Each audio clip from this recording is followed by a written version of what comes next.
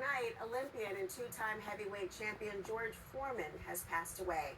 He was 76 years old.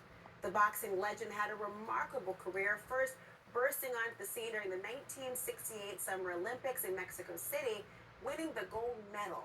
Then going on to clinch his first heavyweight championship in his 20s, and then 2 decades later, defied the odds.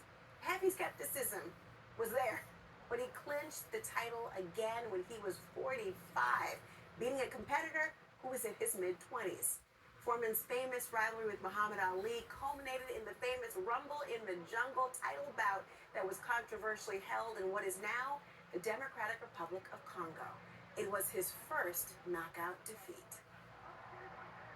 I felt like he threw maybe 150.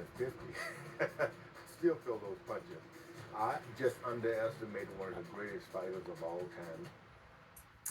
Foreman's family announced his death, writing, quote, "He was deeply respected, a force for good, a man of discipline, conviction, and a protector of his legacy, fighting tirelessly to preserve his good name for his family." Now, after retiring from boxing, he had a remarkable second act as an entrepreneur, coining his own signature grills. Joining me now is sports commentator Bob Costas. Bob, what a night to think and remember the legacy that is George Foreman's. Starting with you, he was a legend. What are your reflections on his death? Well, there were so many chapters in his life, some of them complete flip sides of the first one. He acknowledged that as a kid, he was a bully and a petty thief, and then he got into a youth boxing program which led him toward the Olympics. In '68, he not only won the gold medal in Mexico City, beating a Soviet boxer in the gold medal match, but it came only days after Tommy Smith and John Carlos had raised their black glove fists in a salute or a protest, which was very profound and still resonates, a civil rights protest which had great meaning. Foreman, after winning the fight, took a small American flag and walked around the ring waving that flag. To a lot of people who resented what Smith and Carlos did, that made him a patriot, and they embraced him. When he turned pro, he was a glowering presence, sort of like a forerunner to Mike Tyson. Everybody was afraid of him. And I think he won something like 37 straight fights before he lost to Muhammad Ali. And the most memorable of those fights, before the Ali fight, was he took out Joe Frazier in 2 rounds, knocked him down 6 times. Frazier was the defending and undefeated heavyweight champion. And so everyone thought Foreman then was unbeatable and that Ali was over the hill, but Ali used that rope-a-dope strategy, leaning against the ropes, hoping that Foreman would punch himself out and get tired, because Foreman had knocked everybody else out so early in every fight, he'd never had to go deep into fights. And sure enough, Ali was right, and Ali knocked Foreman out.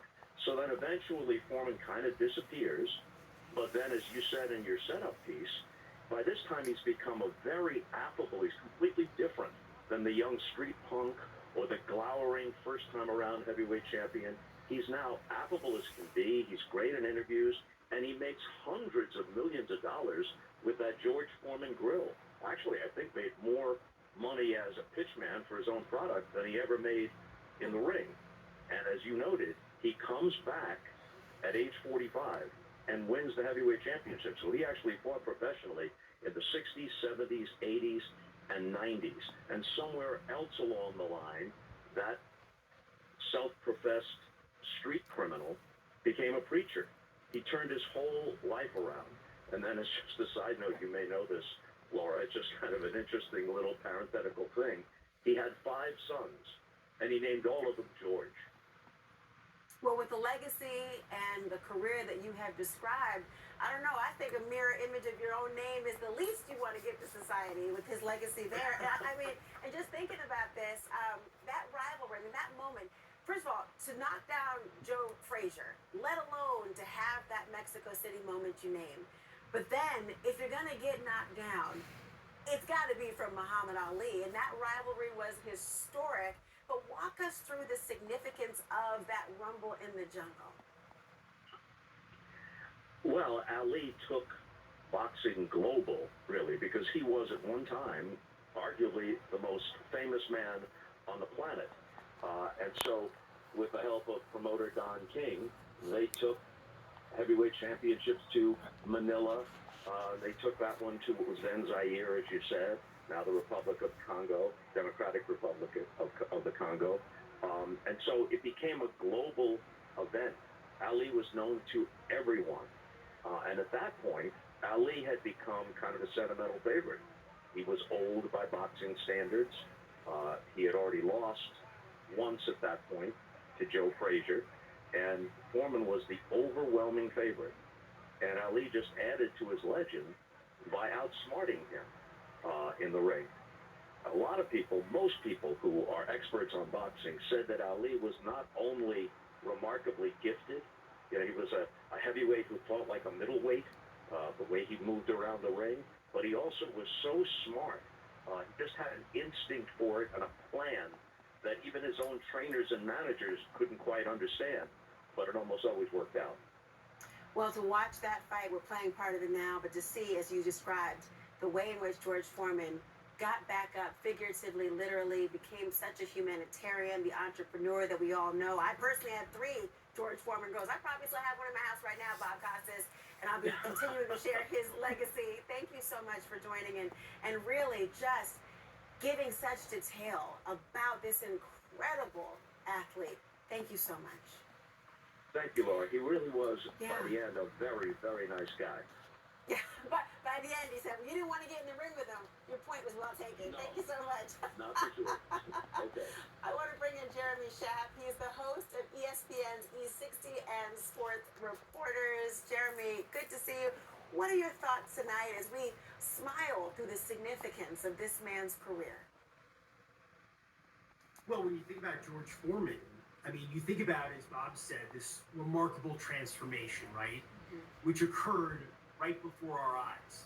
But over the course of more than half a century, there aren't too many figures, right, in American public life who persist for so long and are such a part of our lives for so long. And Foreman goes all the way back to 1968 in Mexico City, winning the championship, waving the American flag, and then those epic fights in the 1970s against Joe Frazier, the 6 knockdowns in Kingston, Jamaica, and then one of the most spectacular moments in the annals of sport in Kinshasa on October 30th, 1974, when Muhammad Ali comes back and becomes the heavyweight champion of the world again. And you know, he is Ali's foil in that story. You know, Ali's the star, the Rumble in the Jungle, right? But Foreman is the foil. And Ali, you know, helped perpetuate this image of George Foreman as a villain. That was part of the strategy to sell the fight, not only globally, but locally as well in what was then Zaire. And Foreman, you know, struggles for the next several years before he retires in 1977 after losing to Jimmy Young and disappears for a period of time, becomes a preacher, comes back. Nobody thinks anyone at his age and in the kind of shape that he was in physically when he returns to the ring in 1987 can possibly even realistically dream of reclaiming the heavyweight championship. And then to do it, knocking out Michael Moorer in 1990 from the age of 45, it's one of the great stories in sports. And, you know, we talk about F. Scott Fitzgerald, we talk about how there are no second acts in American public life.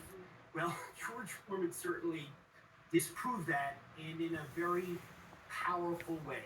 And it's not just about what he achieved in the ring, but how he transformed himself in terms of his public image and became the ultimate pitchman, affable, as Bob said. And the other thing that I think is important to bear in mind, you know, we're talking in 2025 when the significance of boxing is diminished, when the significance of the title heavyweight champion of the world is diminished. When George Foreman became the heavyweight champion of the world in 1973, it was still the biggest thing in sports. It was the most coveted title in the world when we're talking about sports. And he did it at a time when there was a golden age of heavyweight boxing. It wasn't just Frazier, it wasn't just Ali, there were Shavers, and there was Norton, and Larry Holmes was coming up. It was an incredible era, and to achieve what he achieved winning that championship twice is just one of the great achievements, accomplishments in all of sports. It's so profound what you've said, and so true to think about the arc of his story and that he owned it. Jeremy Schaap, thank you so much. Thank you.